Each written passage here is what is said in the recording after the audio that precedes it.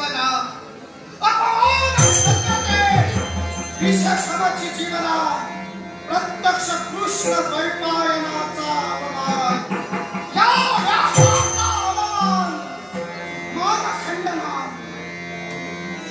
या विश्वाच्या ठिकाणी वेदांचा प्रसार व्हावा म्हणून ज्या कृष्ण द्वैपायनानं वेदांचं विभाजन केलं वेदांचं खंडन केलं त्या कृष्ण द्वैपायनाचा अपमान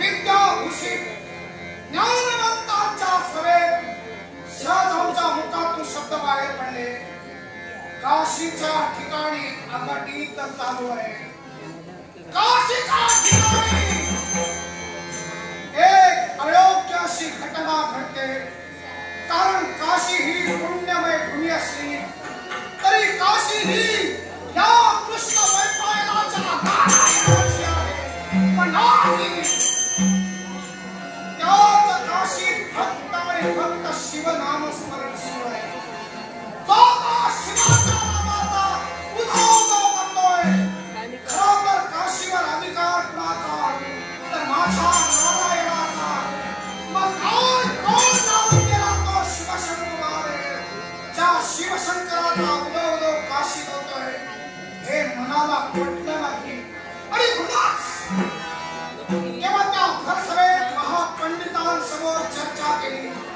पण जो तो म्हणतोय हे व्यास महर्षी तुमच्या बोलण्यात तथ्य आहे आम्हालाही मान्य आहे की या विश्वात काशीवर भक्त अधिकार पहिला हा नारायणाचा होय मग शिवशंकरांचा तिथं बहुमान होतोय अर्थात यावर पर्याय एकच या जर का गोष्टी जर का उलगडा करायचा असेल तर पर्याय एकच काहीतरी ठोस लावावा काहीतरी ठोस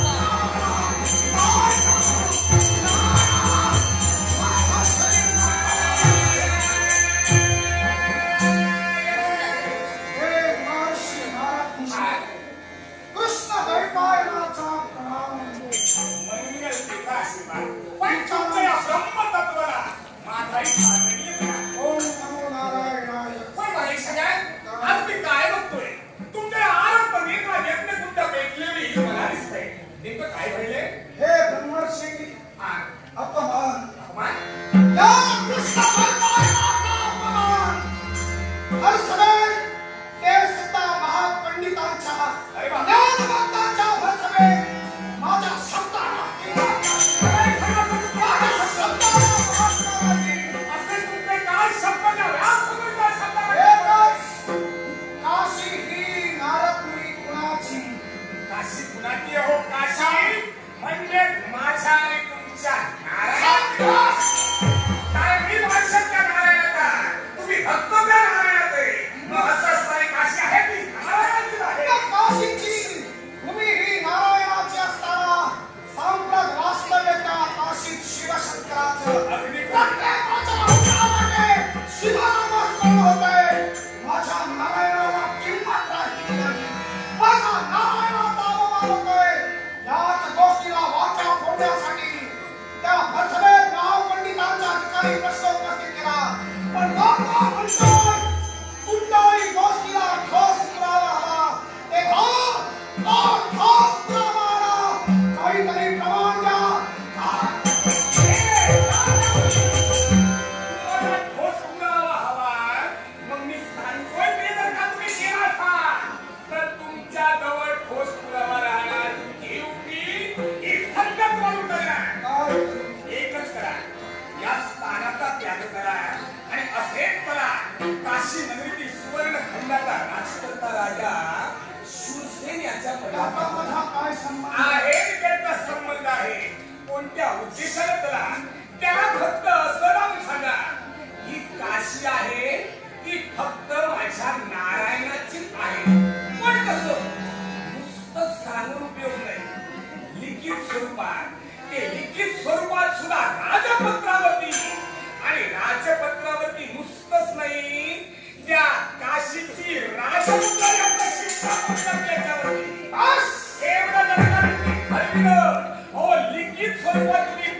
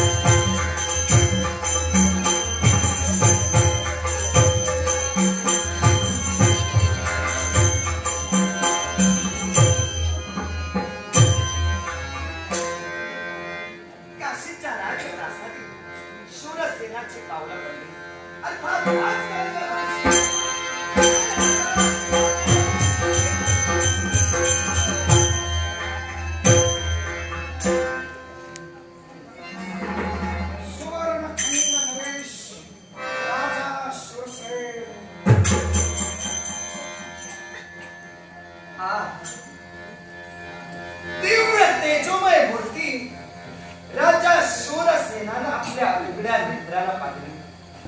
आपल्या अवतीभोवती असणारा नवनीताचा सुगंधानं खरा आपण नव चैतन्याचा भास झाला. शूरसेन प्रणाम करतात. कल्याण असतो. माझा नारायण तुझं कल्याण करेल. ओळख आहे का? आपल्या सर्वांना मी पाहिलं. या ब्रह्मतत्वासमोर मी नतमस्तक झाले. पण आपली ओळखी आम्हाला बोला. ऋग्वेद, यजुर्वेद, अथर्ववेद आणि सामवेद 4 वेद या विश्वात निर्माण झाले त्या विधात्याच्या चतुर्मुख कमलापासून. वैकुंठीच्या नारायणाच्या नाभिकमलातून ब्रह्मदेवांचा जन्म झाला. जन्माला येता क्षणी चंद्राच्या देठातून कमलातून ते बाहेर आले आणि विश्व शोधू लागले. ऊर्ध्व दिशेला पाहिलं, खाली पाहिलं, उजव्या बाजूला पाहिलं, डाव्या बाजूला पाहिलं. अखेर 4 शिरकमलाच्या निर्माण झाली. 4 शिरकमलापासून 4 वेदांची निर्मिती झाली. वेद गुप्त होते पण त्याच वेदांचा विस्तार ज्यानं केला. खंडन म्हटलं तर शब्द अयोग्य ठरेल, पण विभाजन म्हटलं तर शब्द रास्त ठरेल. तेच कृष्ण द्वैपायन व्यास.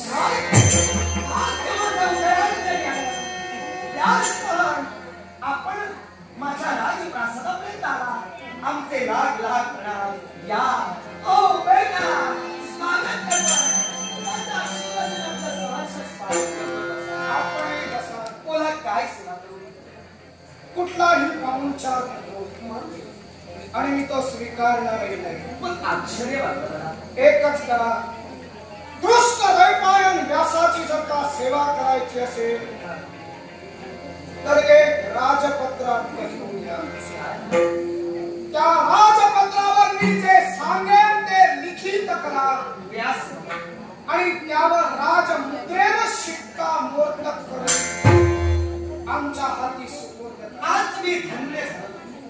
प्रत्यक्षात आपलं दर्शन होणे माझ्यासाठी भाग्याची गोष्ट आज ठरली. अर्थात आपल्या मुखातून शब्द बाहेर पडले. या पामरानं जर आपली इच्छा परिपूर्ण करावी तर मी आपली इच्छा परिपूर्ण करेन. पण थोड्याशा उद्देशानं ही तुमची इच्छा तुम्ही माझ्यासमोर प्रदर्शित करता. तो उद्देश एकदा मला लिखित करावयाचे शब्द सांगतोय. ज्या काशीच्या सुवर्णखंडाचा तो अधिपती आहे, काशीवर साम्राज्य आपलं सुरू आहे, तेव्हा त्या राजपत्रात लिखित करायला हवं. या विश्वात काशी हे खंड. काशी ही सर्वात प्रथम वैकुंठीच्या नारायणाची होती. त्यावर अधिकार नारायणाचाच आहे. अर्थात या काशीत या पुढे शिवभक्ती होणार नाही.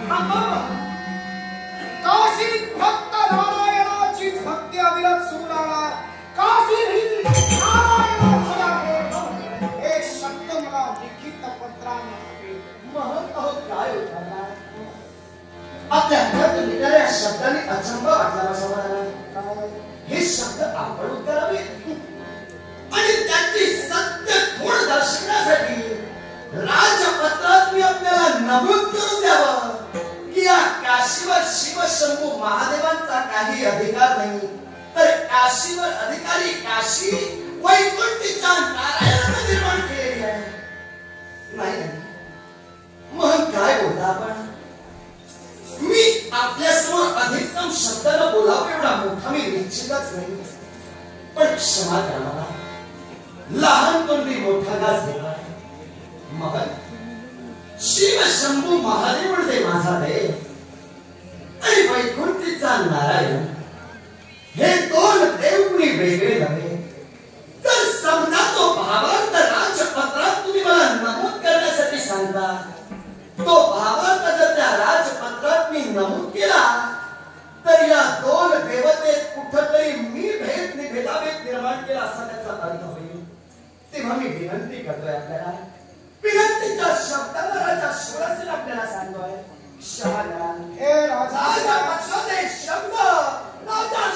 राजा शिवसेन,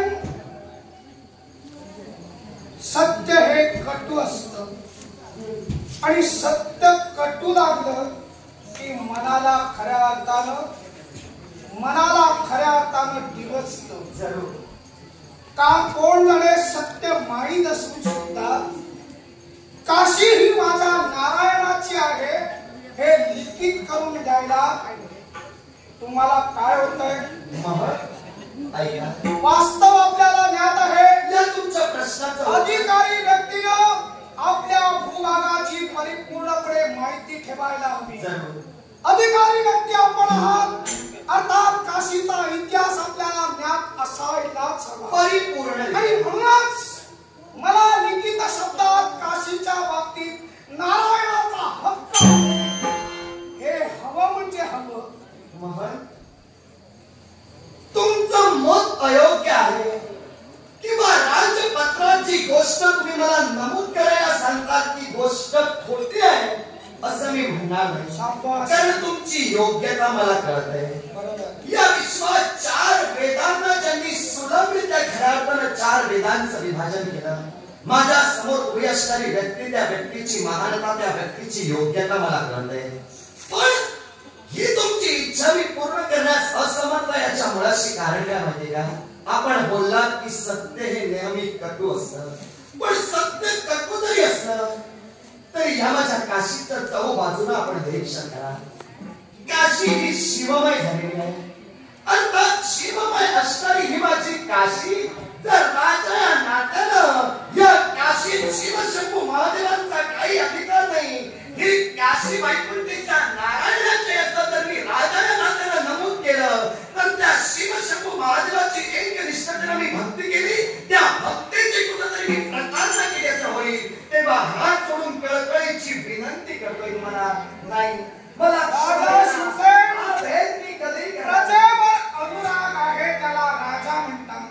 ही राजा शब्दाची एका वाक्यातील व्याख्या आहे. प्रजेवर ज्याचा अनुराग आहे त्याला राजा म्हणतात. म्हणून तू अनुराग दर्शवितोयस, पण अपहार का करतोस? अपहार तुझा एकच आहे. राजा हा सत्याचा शोधक आहे. राजा हा सत्याची जननी आहे.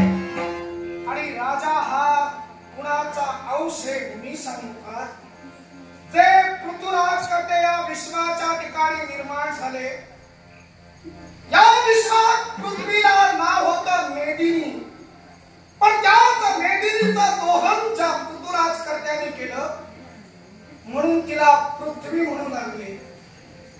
तीच पृथ्वी खऱ्या अर्थानं नावाला अजरामर झाली, पण त्याच पृथ्वीराज कर्ते म्हणजे दुसरे कोणी नव्हे, वैकुंठीच्या नारायणाचा अंश, नारायणाचा अवतार. आणि त्यानंतर या तुझ्या राज्यगादीला नारायणाची गादी म्हणू लागले. मग नारायणाच्या गादीवर बसणारा राजा हो वैकुंठीचा नारायण हो.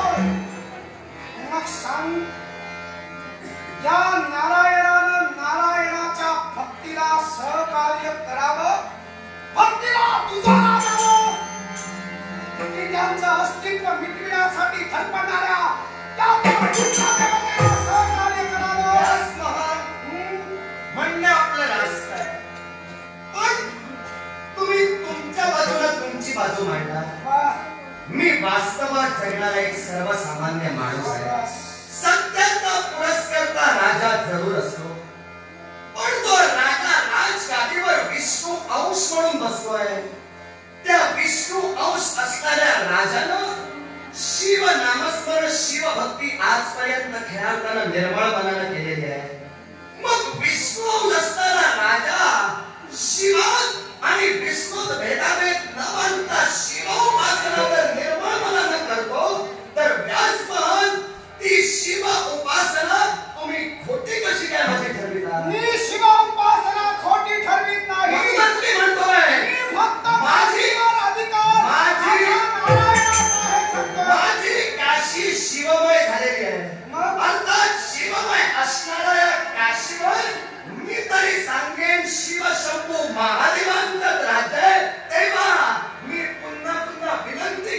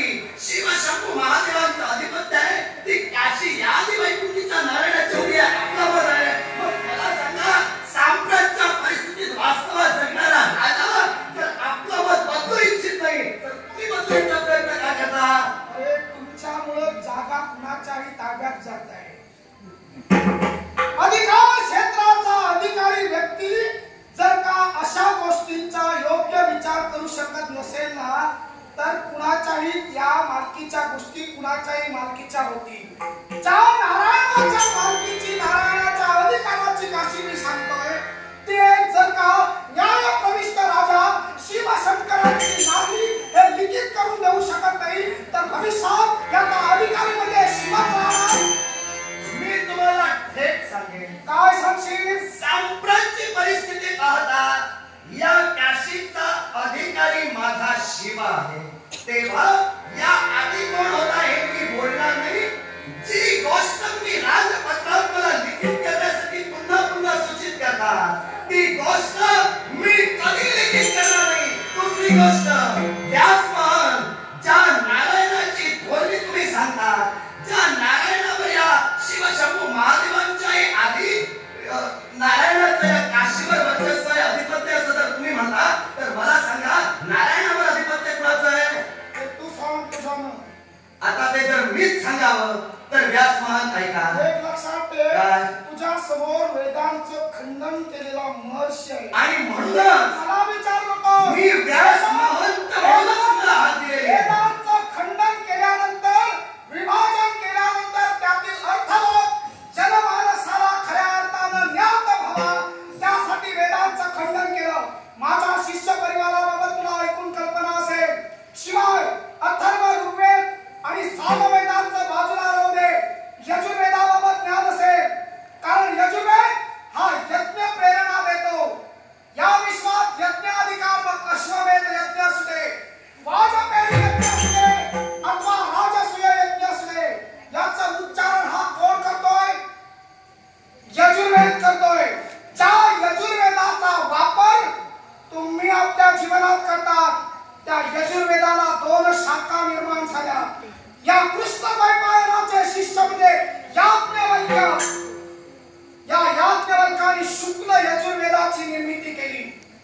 एवढा पर्यंत आमचे शिष्य म्हणजे वैशंपायन यांनी केवळ कृष्ण यजुर्वेदाची निर्मिती केली.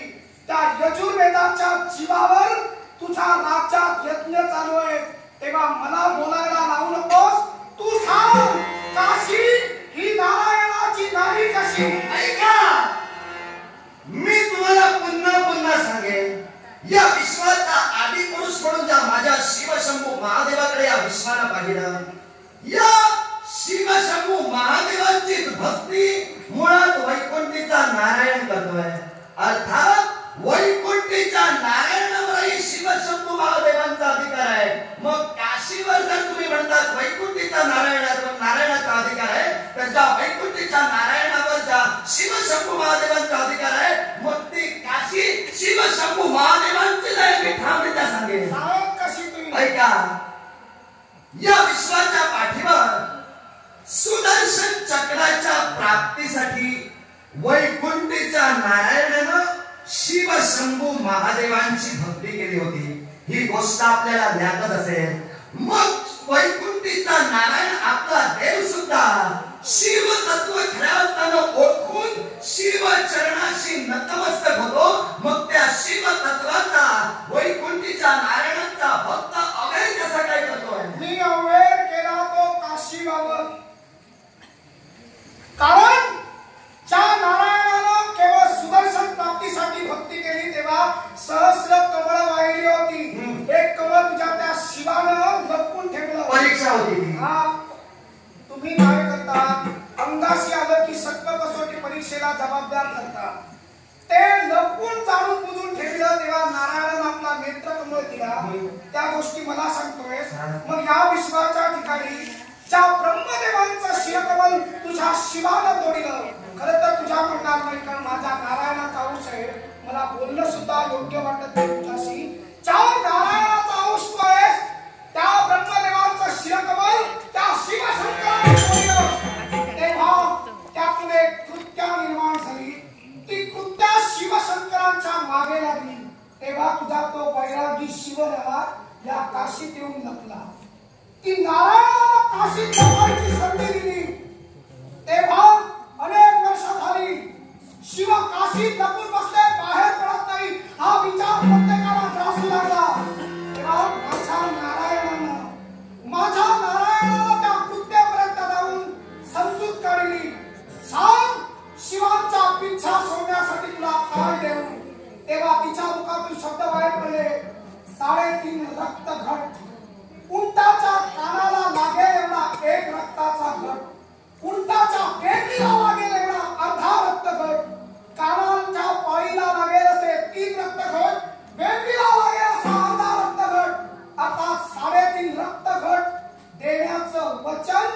माझ्या नारायणानं दिलं आणि याच नारायणानं एक रक्तगट पूर्ण केला तो कृतयुगात.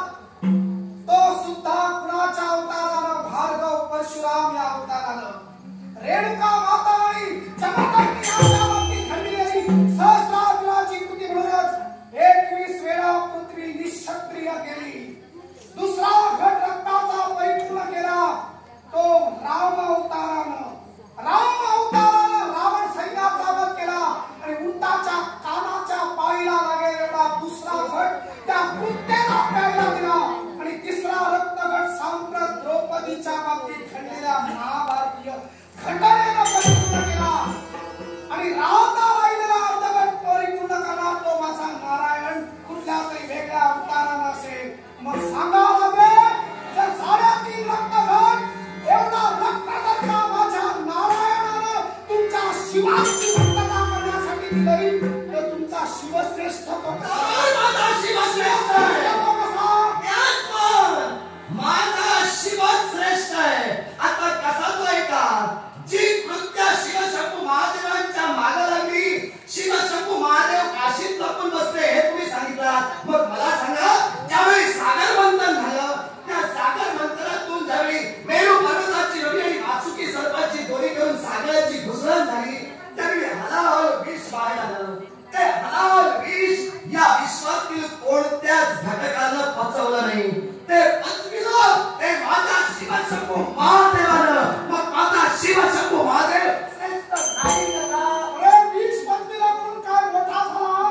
अरे अमृताच्या भक्तीला राहू केतुला जर का शीर धडापासून माझ्या नारायणाला जर का वेगळं केलं असतं तर काय तुझ्या शिवाची हिंमत होती? या विश्वाच्या ठिकाणी केवळ राक्षस दानव झाले असते.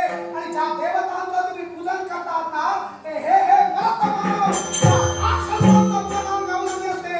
दानवांचं पूजन करण्याची वेळ तुमच्यावर आली असती. आता माझ्या नारायणानं केलं म्हणून हे विश्वावाद आहे. व्यासमान बोलता बोलता बोलून गेला.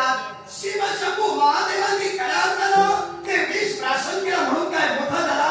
मग मला सांगा या शिवशंभू महादेवांनी विष प्राशन केलं म्हणून त्यांचं मोठेपण जर तुम्ही मान्य करत नाही मग 3.5 रक्तगट तुमच्या देवाला म्हणजे त्या लक्ष्मी कांताला त्या कुत्त्याला जे वैकुंठीचा नारायण काय मोठा झाला?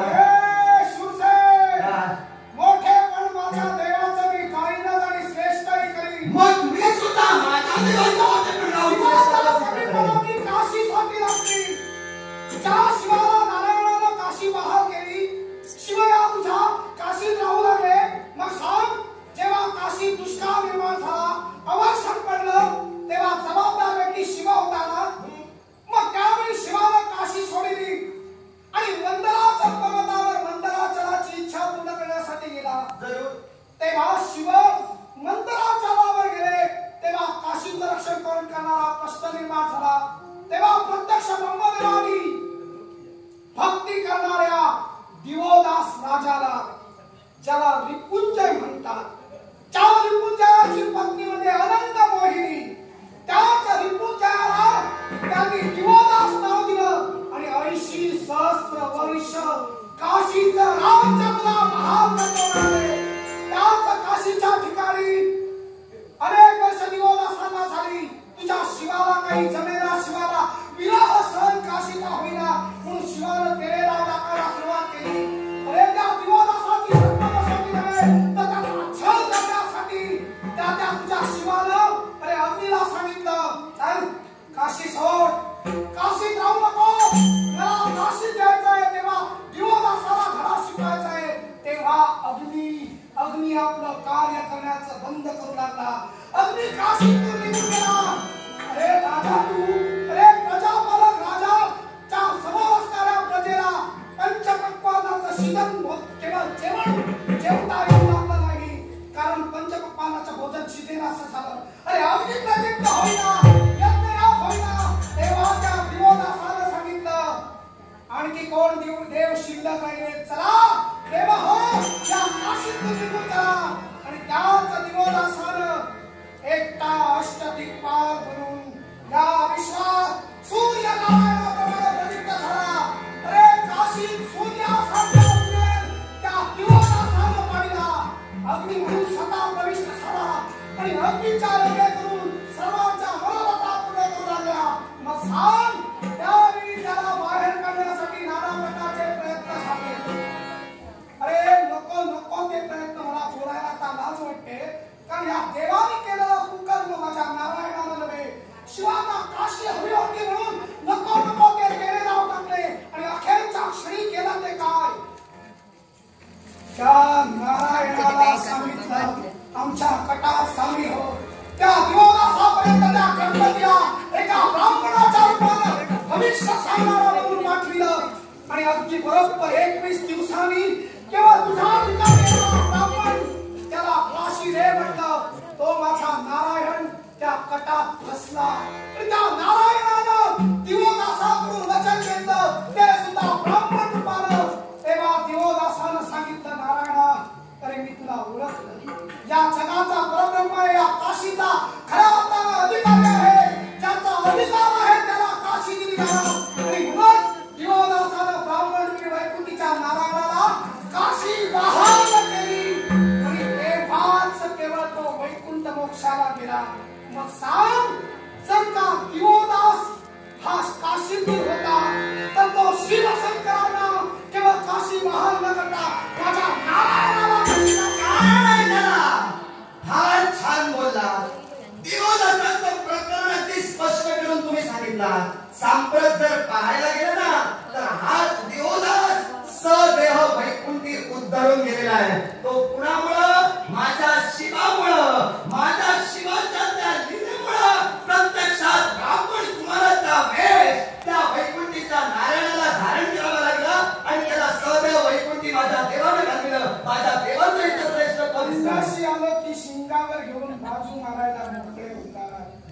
नारायणाचा मोठेपणा सिद्ध झाल्यावर शिवशंकरानं घेतलेली परीक्षा सांगतोय. मग मी तेच म्हणालोय, केवळ माझ्या नारायणाचा अधिकार दिवोदासाला सुद्धा प्रविष्ट करून दिला.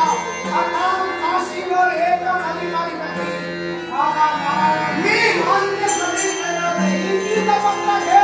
मी माझ्या देवाचा एक राजा पुत्रानं नमूद कर. अधिकार माझा शिवशंकराचा आहे.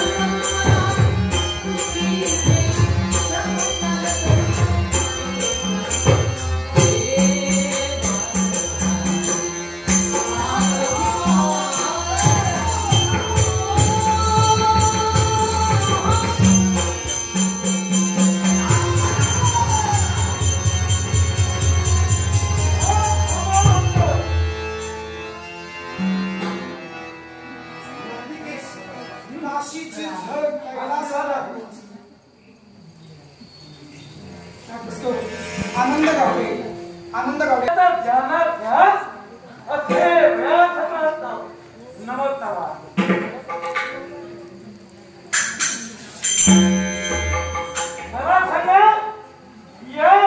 काशीच्या पुण्यभूमीत हा प्रकार पडताना आता काय होत? साधारण चालून लागल्याशिवाय नंदी खाली उडी मारणार नाही. काशी माझ्या नारायणाची काय बरीच वर्ष सहन केले, आता सहन होत नाही. काशीचा अधिकार नारायणाला मिळवून दिला म्हणून तेव्हा राजा शूरसेन राजमुद्रेसहित लिखित पत्र आम्ही मागले, ते आम्हाला मिळणार की नाही. केवळ लिखित पत्राची मागणी आपण करतात. हो, अधिकार आपण राज सरकारला मागत आहात. लक्षात ठेवा, माझा शिव हा हरामी आहे, हा विश्वाचा अधिकृत डोळ आहे.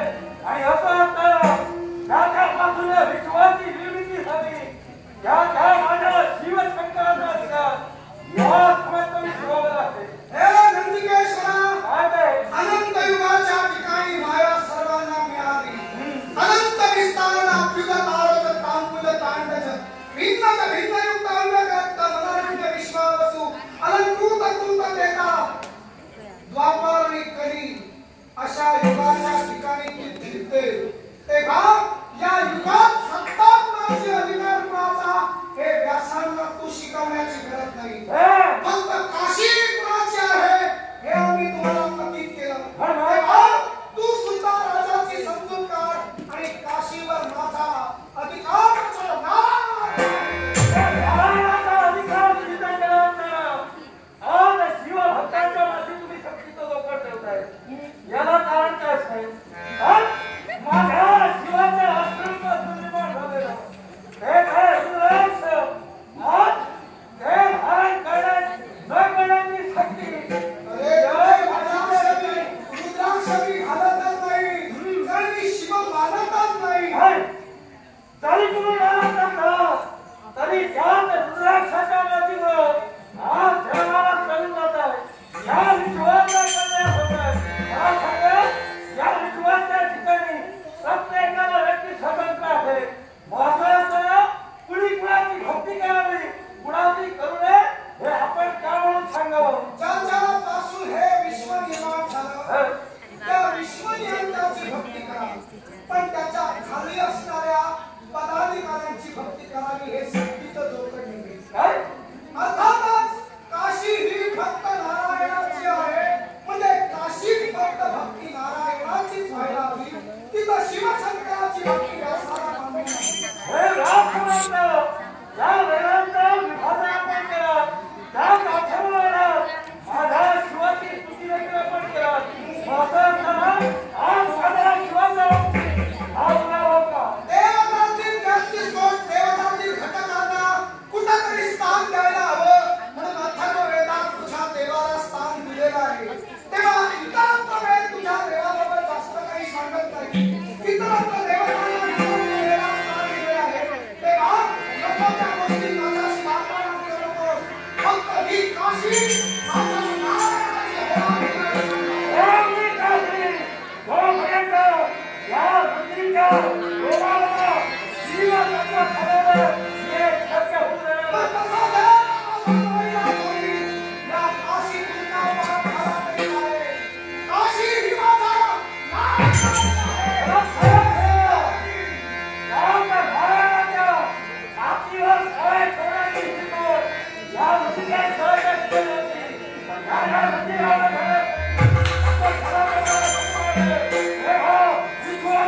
नारायणाची आहे. मग ती तर माझ्या नारायणाची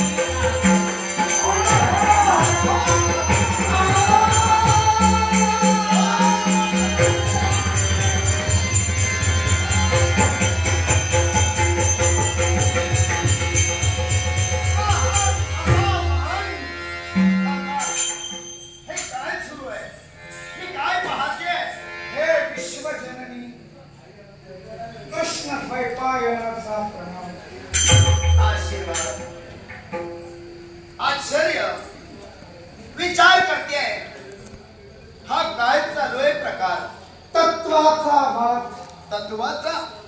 असं कोणतं तत्व तुमच्यापासून क्षणभर दूर होऊ लागलं आणि म्हणून त्या तत्वाची तुम्हाला भीती वाटू लागली, म्हणून तत्वाचा वाद तुम्ही सुरू केला? काशीचा अधिकारी पुरुष माझा नारायण आहे, पण नारायणाची या काशीत भक्ती आता नाही होत. फक्त बिंदू माधव हे एकच ठिकाण माझ्या नारायणासाठी राहिलं. जो माझा नारायण 2 हातांचा होता तो त्या ठिकाणावर 4 हातांचा झाला. अगदी. मग काशी ही सर्वप्रथम माझ्या नारायणाची असताना काशीत गलबला हा शिवाचा काळ आणि त्याच लिखित पत्र काशीचा अधिकारी माझा नारायण आहे. हे राजमुद्रांची पत्र घेण्यासाठी मी राजा शूरसेन पर्यंत आलो. महान माझा शब्द वाढला गेला. विपर्यास युद्धाला झाला. त्या संग्रामाला नंदिकेश्वर आला. वास्तविक माझ्या वादात तुम्ही पडू नये, पण तुम्ही जर का आला असाल तर वाद मिटला जाईल, कारण तुम्ही सुज्ञ आहात. आपण विश्वाची जननी आहात. वेदांचं महत्व मला कळतंय तेव्हा तुम्ही कोण मला कळतंय. आणि यासाठी जे खरं आहे ते खरं, खोटं ते माझं खरं असं मी कधी म्हणणार नाही, मी कधी म्हटलंही नाही. महान तेव्हा काशी नारायणाची आहे असं राजकर्त्यांना सांगा आणि राजमुद्रांकित लिखित पत्र माझ्या हाती द्या. मी निघून जाईल. महान या विश्वाची माता सुज्ञ आहे हे शब्द तुमच्या मुखातून बाहेर पडले. परिपूर्णपणे. मग तुम्ही सुद्धा सुज्ञ आहात. ज्ञानाचं जाणून ज्याला ज्ञानाचं महत्व कळतो, या विश्वाचा ठाई वेदांचं खंडन ज्यानं केलं त्यांना पूर्ण ज्ञात असताना त्यानं हा वाद निर्माण का म्हणून करावा?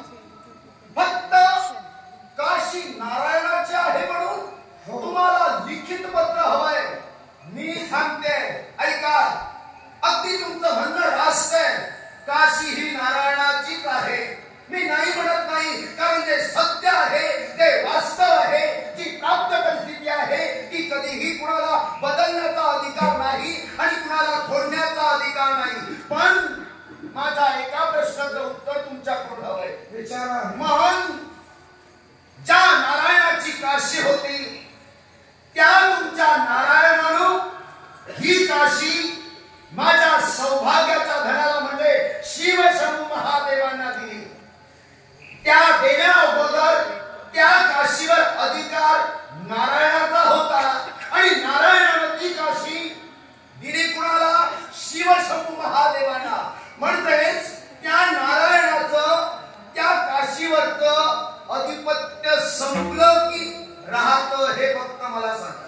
त्यानंतर पुन्हा काशी राजा दिवोदासला दिली. महान कुणाला दिली मी विचारलं नाही. राजा दिवोदासला दिली.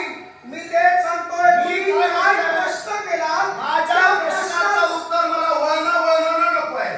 ज्यानं नारायणानं जी काशी दिली तो अधिकार त्याचा होता म्हणून त्यानं दिली. म्हणजे ते मालकीत्व कुणाचं झालं? माझ्या सौभाग्याचं माझ्या नारायणानं जी काशी माझ्या सौभाग्याला दिली. मग तुम्ही वाद का? हे विश्वजननी दातृत्वानं एकानं एखादी गोष्टी दुसऱ्याला दिली तर त्याच्यावर त्याचा अधिकार राहत नाही. अगदी ती वस्तू अथवा ती गोष्ट ज्याला दिली जाते त्याच्या मालकीची होते. होय. म्हणजे नारायणानं काशी शिवशंकरांना दिली. अगदी. तेव्हा शिवशंकरांची झाली. मग जेव्हा शिवशंकरांनी काशी राजा दिवोदासाला दिली तेव्हा ती कुणाची झाली? याला कारण आहे. कारण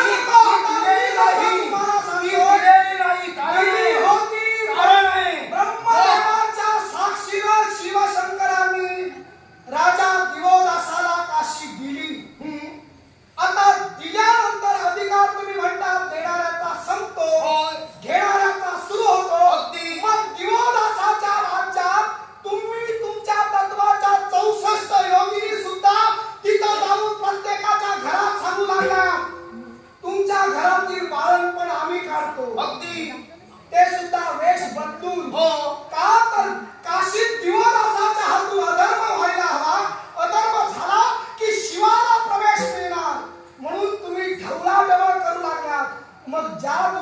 अधिकाराची गोष्ट पार केली जाते होय. तेव्हा दातृत्व शिवशंकरांचं होतं.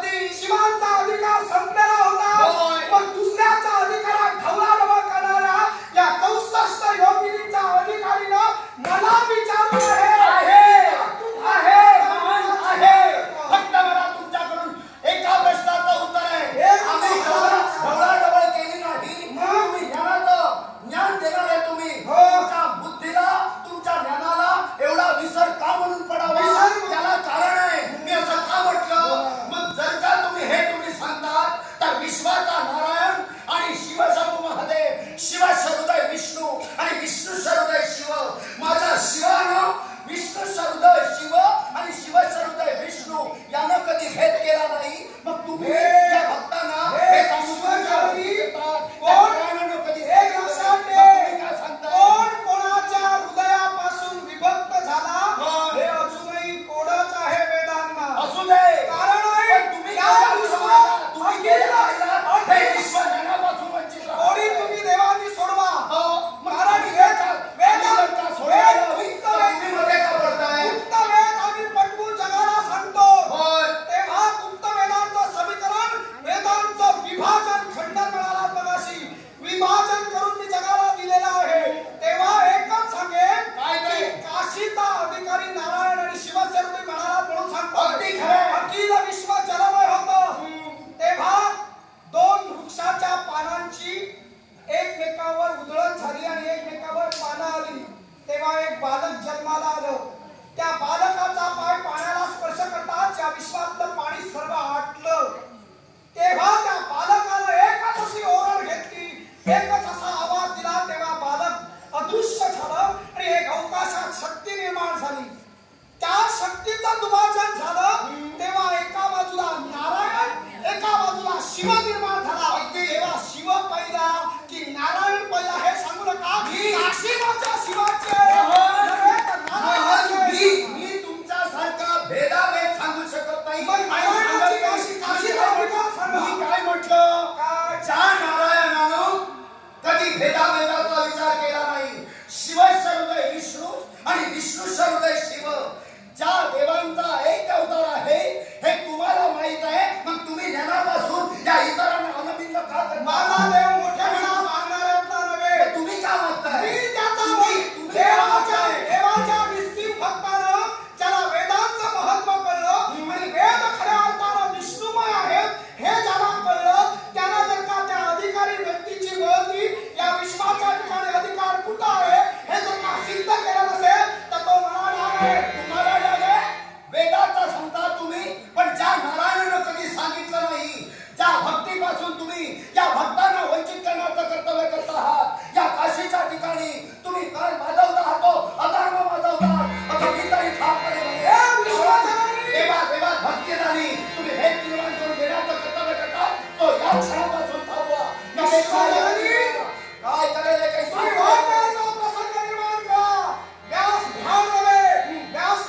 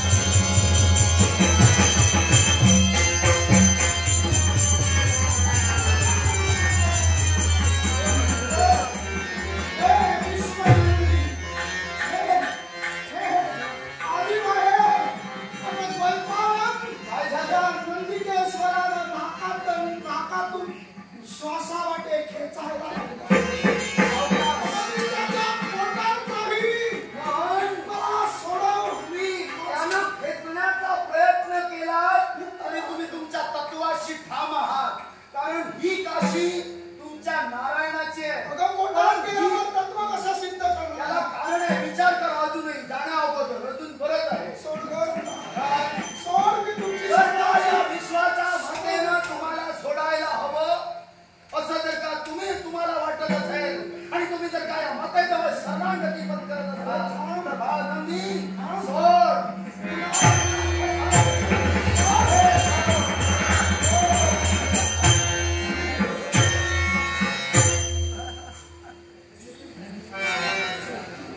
ही सुरुवात आहे काशीत आल्यानंतर ही सुरुवात आहे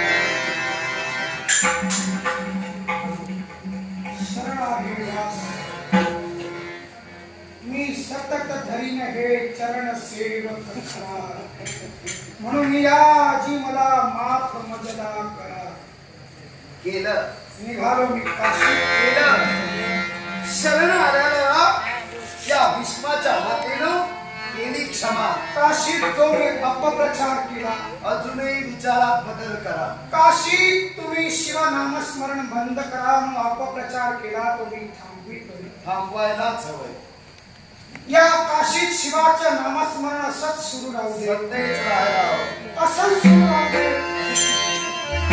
शिवनाम दिल्याबद्दल अनंतपणे आभारी आहे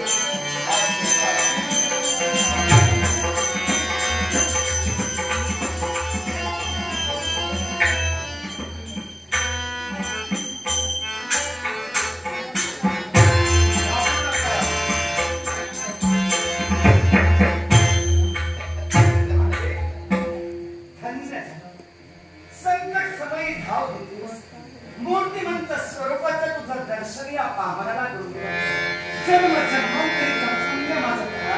या आदिमाईचा आशीर्वाद तुझ्या सदैव पाठीशी ज्या शिवनामाची तू भक्ती सदोदित केलीस त्याच्याही पेक्षा ही भक्ती अशी सतेज ठेव शिव आशीर्वाद